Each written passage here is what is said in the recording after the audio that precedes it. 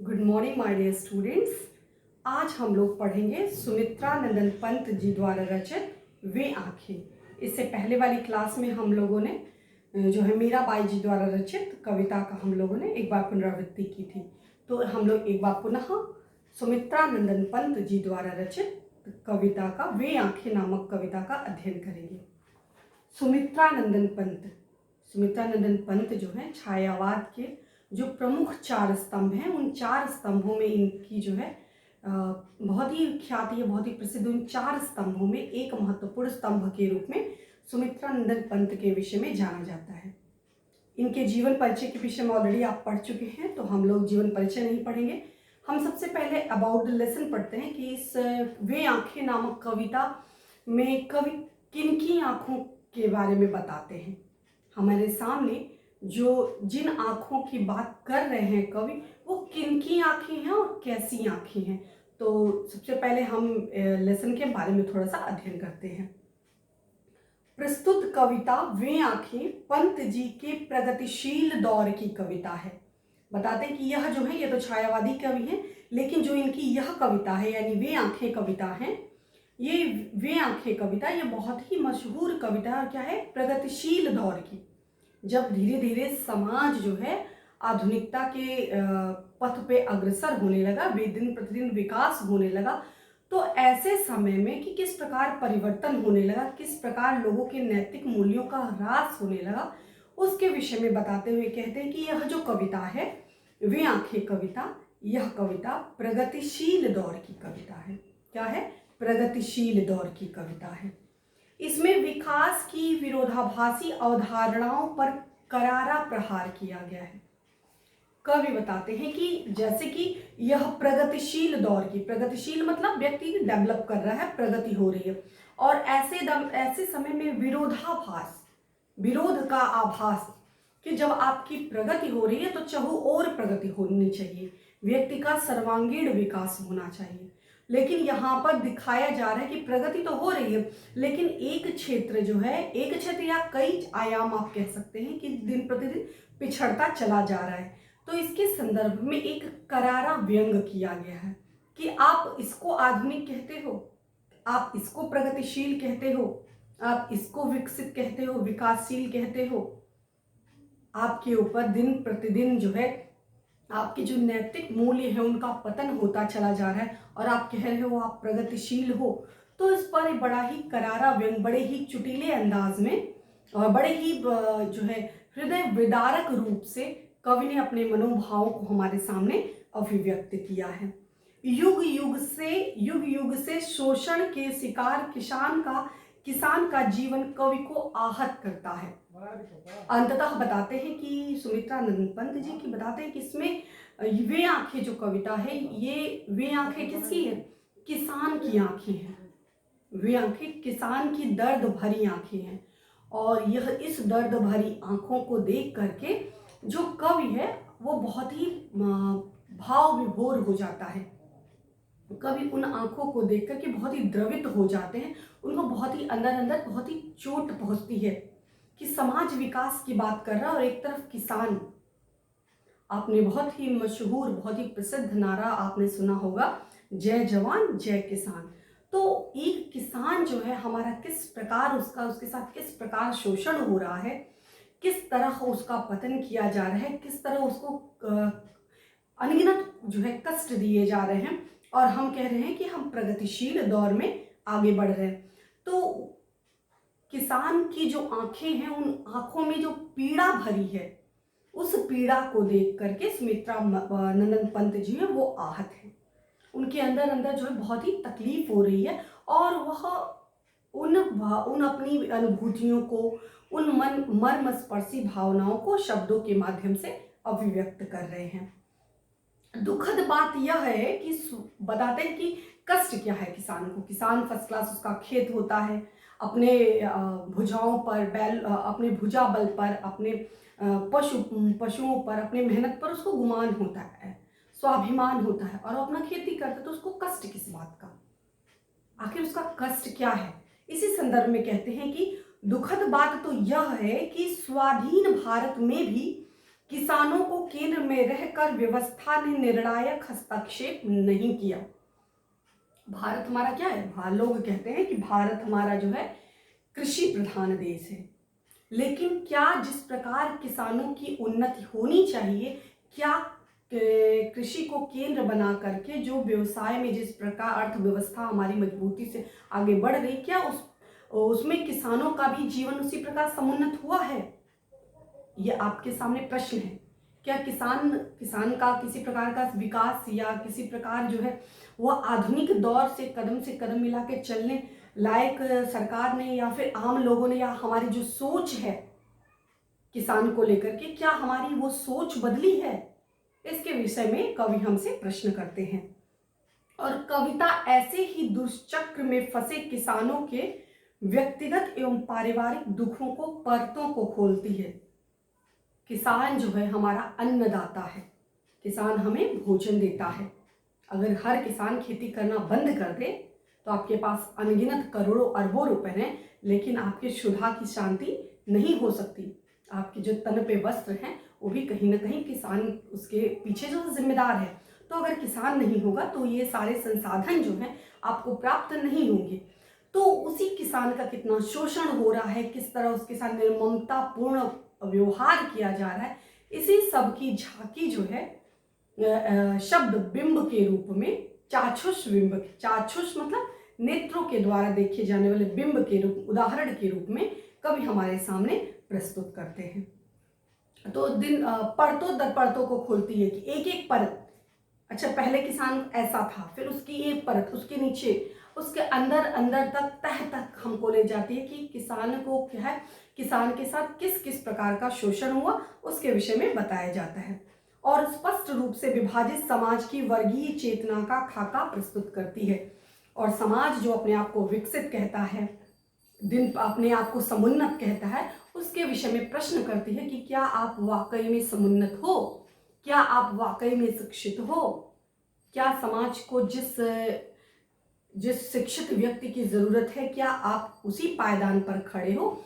यह आप हर व्यक्ति, हर जो नागरिक है वो आम नागरिक अपने आप से प्रश्न करे कि क्या आपने किसान के साथ जजमेंट किया, किसान ने जो आपके लिए योगदान दिया, क्या आपने उस किसान के महत्व को समझा? इसी के विषय में किसान की वे आंखें मतलब किसान की वो दर्द भरी आंखें जिसको देख करके कवि जो है आहत है, उसी के विषय में इस कविता में बताया गया।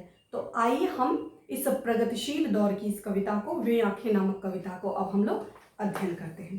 तो सबसे पहला जो पद है इसमें दिया हुआ है अंधकार। बहुत ही अच्छी कविता है जो सुमित्रा नंदन पंत जो है शब्द के द्वारा, जितने भी छायावादी कवि या लेखक हुए हैं उन पर शब्द का बहुत ही अच्छा खासा उनको ज्ञान था, और किन शब्दों को किस स्थान पर प्रयोग करेंगे तो किस प्रकार की चित्रात्मकता की अभिव्यक्ति होगी, इसका बड़ा ही सहज रूप में वे प्रयोग करने में योग्य थे। तो उसी संदर्भ में सुमित्रा नंदन पंत जी उसी श्रेणी में आते हैं।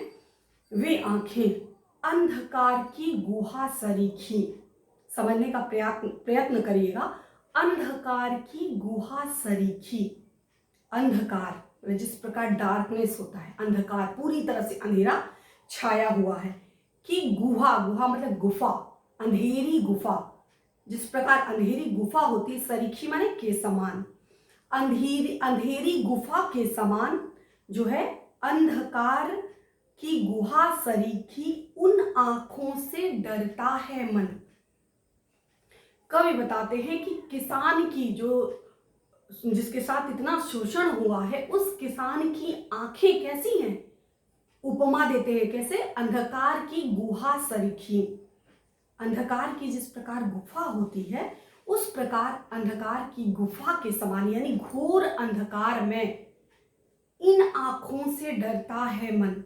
कवि कहते हैं कि मेरे पास इतना साहस नहीं है कि मैं उस किसान के साथ नजर से नजर मिलाकर देख सकूं, उसकी आंखों में वेदना जो स्पष्ट रूप से झलक रही है, उसके जीवन का अंधकार उसकी आंखों के माध्यम से स्पष्ट रूप से परिलक्षित होता है।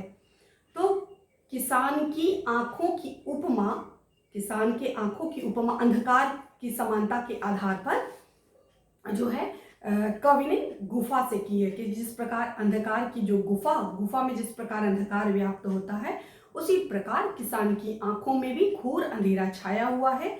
और इस अंधेरे को देखते ही मन डर जाता है, मन को बहुत ही घबराहट सी होने लगती कि कैसे मैं इसकी किसान की आंखों को देखूं।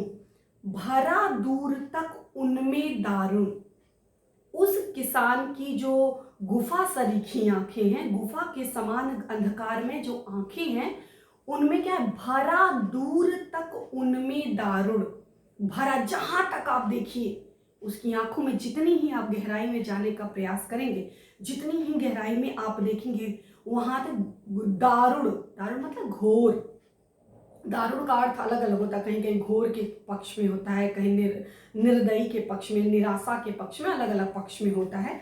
तो कवि कहते हैं कि भरा दूर तक उनमें दारुण, आप जहां तक देखेंगे वहां पर घोर निराशा जो है, किसान की उस आंखों में घोर निराशा जो है वो व्याप्त है।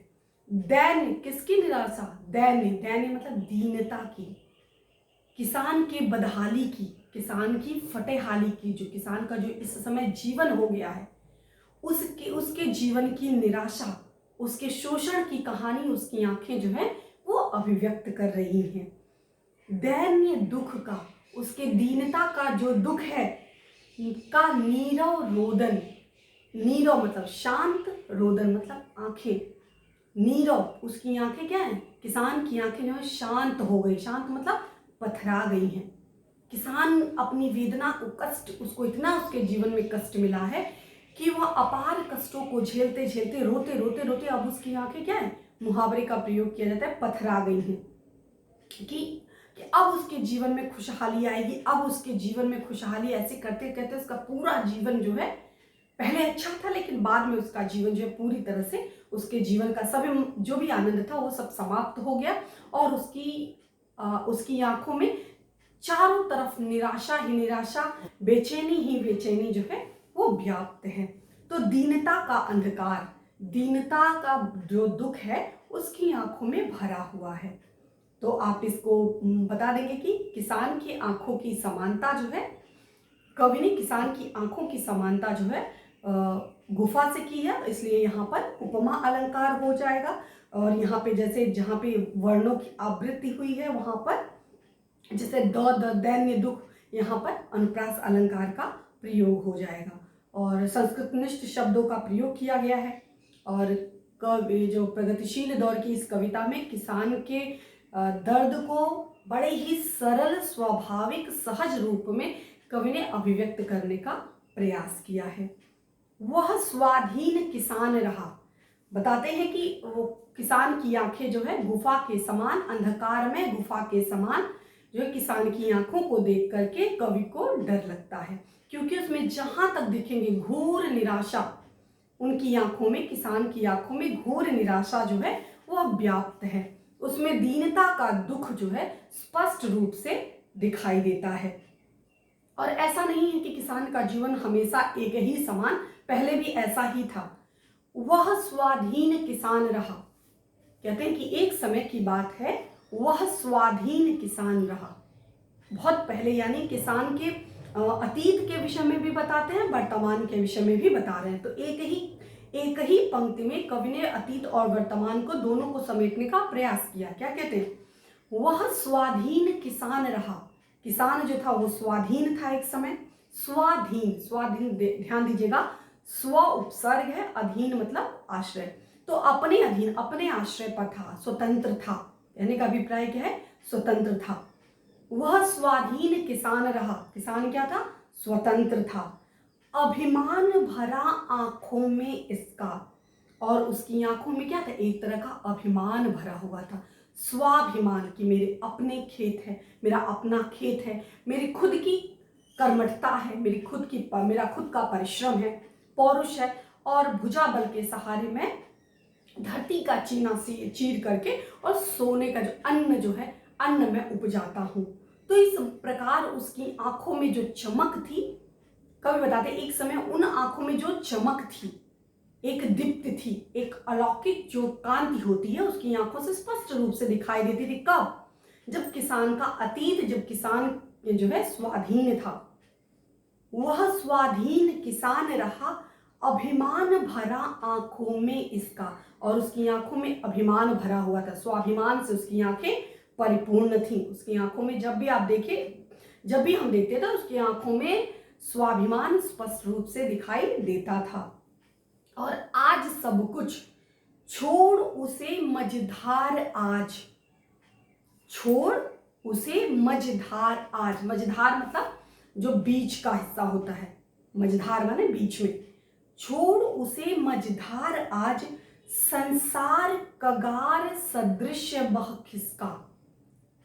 संसार कगार, जिस प्रकार संसार मतलब जो समुद्र, जो रेतीली भूमि होती है, जैसे सपोज ये समुद्र है तो मझधार में यहाँ किनारा, तो रेत जब धीरे से सरक जाता है, रेत खिसक जाता है और व्यक्ति बीच मझधार में अपने आप को पाता है, तो उसी विषय में कहते हैं कि छोड़ उसे, जो सब कुछ उसके पास था, अपनी खेती थी, अपना बल था, अपना श्रम था, अपने परिवार था, हंसता खेलता खुशहाली पूर्वक उसका जीवन व्यतीत होता था, स्वाभिमान से वह अपना जीवन जीता था, आज सब कुछ उसको बीच मझधार में छोड़ करके, सब कुछ जो भी उसका स्वाभिमान था, जो भी उसका अभिमान था, सब कुछ उसको बीच मझधार में छोड़ करके संसार कगार, जिस प्रकार संसार के लोग, जिस प्रकार संसार के और लोग, या जो उदाहरण स्वरूप दिए जाते हैं कि संसार कगार, लोग साथ छोड़ देते हैं बीच मझधार में। संसार कगार सदृश माने समान, जैसे बीच में समुद्र के बीच में लोग रास्ता, नदी के बीच में लोग हाथ छोड़ देते हैं, साथ छोड़ देते हैं, जीवन के बहुत से वायदे करते हैं, जीवन में बहुत आपकी सहायता करेंगे, लेकिन बीच मझधार में, बीच रास्ते में साथ छोड़ देते हैं। उसी तरह से उसका सुख, वैभव, धन, ऐश्वर्य, पद, प्रतिष्ठा, खेती बाड़ी, परिवार, सब कुछ उसको बीच मझधार में ही संसार के कगार, संसार के समान ही सब सदृश बह खिसका। उसकी आंखों के सामने, किसान की आंखों के सामने उसका पूरा जीवन, उसका सब कुछ, उसका पूरा ऐश्वर्य, पूरा स्वाभिमान, सब कुछ उससे हाथ से, जैसा रेत उसके हाथ से जैसे फिसलती चली जा रही हो, तो आंखों के सामने, किसान की आंखों के सामने उसका पूरा जीवन जो है वो बह चला, पानी में उसका पूरा जीवन जो है वो बह चला। छोड़ उसे मझधार आज, संसार कगार सदृश बह खिसका। तो इस पूरे पद में कवि ने किसान के अतीत के विषय में बताते हैं कि एक समय किसान खुशहाल था, उसका परिवार था, उसके लोग थे, लेकिन आज सब कुछ जिस प्रकार मुट्ठी से रेत खिसक जाता है, सरक जाता है, उसी प्रकार उसका पूरा जो जीवन था, पूरे जीवन का जो आनंद था, सब कुछ उसके हाथ से रेत की भांति फिसलता चला गया। इस प्रकार रेत हाथ से फिसलती चली जाती है, तो उसको, किसान को मझधार में छोड़ करके, संपूर्ण उसका स्वाभिमान उसको छोड़ करके, जिससे संसार में लोग छोड़ करके चले जाते, उसी तरह किसान का स्वाभिमान भी उसका साथ छोड़ करके चला गया। क्यों? क्योंकि जिन जिन बातों पर कवि को किसान को स्वाभिमान था, वे सारी चीजें उसके जीवन से चलती चली गई। तो इस प्रकार बड़े ही सरल, सहज, भावानुकूल रूप से कवि ने किसान की वेदना को, किसान के अतीत और वर्तमान को अभिव्यक्त करने का प्रयास किया है। सदृश, फिर आप कहेंगे वहां पे उपमा अलंकार, तो इस प्रकार जो है संस्कृतनिष्ठ शब्दों का प्रयोग किया गया है, और जो है छंद मुक्त कविता है। तो इस प्रकार आप कविता का काव्यगत सौंदर्य जो है आप लिख लीजिएगा। ऑलरेडी आपको काव्यगत सौंदर्य दिया जा चुका है, तो आप वहां से भी देख सकते हैं। लहराते वे खेत दृगों में, बताते कि स्वाभिमान क्या था, एक पल के लिए किसान की आंखों के सामने वह संपूर्ण दृश्य जो है वो तैरने लगता है, संपूर्ण दृश्य जो है वो दिखाई देने लगता है। लहराते वो खेत दृगों में, दृगों मतलब नेत्रों में, बताते हैं कि एक समय की बात है, किसान के जो नेत्रों में, वो जो दृगों में, वो खेत, लहलहाते खेत, जो किसान अपने परिश्रम के बल पर धरती का सीना चीर करके जो अनाज उगाता था, तो पूरी तरह से लहलहाते फसल जो देखने को मिलते थे। लहराते थे खेत दृगों में, कुछ समय के लिए उसकी आंखों में एक तरह की चमक आ गई, उसको पुरानी अतीत की बातें याद आने लगी कि किस प्रकार उसका अपना खेत था, लहलहाते खेत थे, और वे लहलहाते खेत की चमक उसकी आंखों में स्पष्ट रूप से देखने को मिल रही थी। हुआ बेदखल अब वह जिनसे, आज उसको उस खेत से, उसके अपने खेत से उसको बेदखल, बेदखल, बे जो होता है वो अव्यय शब्द है, और बेदखल तो बे उपसर्ग और दखल मतलब अलग करना, बेदखल अलग कर दिया गया। हुआ बेदखल अब जिनसे, जिस किसान को अपने खेतों पे नाज था, लहलहाती फसल पर नाज था, आज उसको उसके खेत से बेदखल कर दिया गया। हंसती थी उसके जीवन की हरियाली जिनके तृण तृण तृण मतलब तिनका तिनका लहराते थे खेत दृगों में। किसान की आंखों में वह लहलहाते खेतों का दृश्य जो है वो दिखाई देता है। आज उसी खेत से, जिस खेत का कभी किसान, उसका स्वामित्व तो उसके हाथों में था, कभी उसका स्वामी हुआ करता था, किसान को उससे बेदखल कर दिया गया। और हस्ती थी उसके जीवन की, उसके जीवन की जो रोम, उसका रोम रोम जो था पुलकित तो होता था उन खेतों को देख करके, उनकी उन फसलों को देख करके किसान का जीवन जो है वो प्रसन्नता से भरा हुआ था। तो उन खेतों का तिनका तिनका और जो किसान है उसके जीवन का जो रोम रोम एक साथ पुलकित होते थे। जिस प्रकार खेतों में हरियाली होती थी, उसी प्रकार किसान का जीवन जो है वो सौंदर्य से परिपूर्ण होता था। किसान जो है बड़े ही रोम रोम से क्या था, पुलकित था, प्रसन्नचित्त था। तो इस प्रकार आप यहाँ तक वे आंखें नामक कविता का जो 3 पद है ये आप लोग पढ़ लीजिएगा, और इसका संदर्भ, प्रसंग, व्याख्या आप अपने शब्दों में लिखने का प्रयास करिएगा। शब्द इसमें जो है संदर्भ, प्रसंग, व्याख्या तो नहीं पूछा जाएगा, लेकिन हाँ काव्यगत सौंदर्य, काव्य सौंदर्य, शिल्प सौंदर्य पूछा जाएगा। और जो सबसे इम्पोर्टेंट बात है कि इस पर आधारित प्रश्न, तो जैसे कि हस्ती थी उसके जीवन से, तो किसान के जीवन में क्या हस्ती थी, तो आपको इसका उत्तर लिखना पड़ेगा। हरियाली, उसके तिनके तिनके से उसकी हरियाली उसको स्पष्ट रूप से दिखाई देती थी। किसान के हाथ आंखों में क्या लहराते थे, तो बताते थे किसान के दृगों में खेत, हरियाली वाले खेत जो है वो लहराते थे। तो इस प्रकार छोटे छोटे प्रश्न जो है ये काव्य से पूछे जाएंगे, तो उसको आप तैयार कर लीजिए और अपनी भाषा में लिखने का प्रयास करें। धन्यवाद।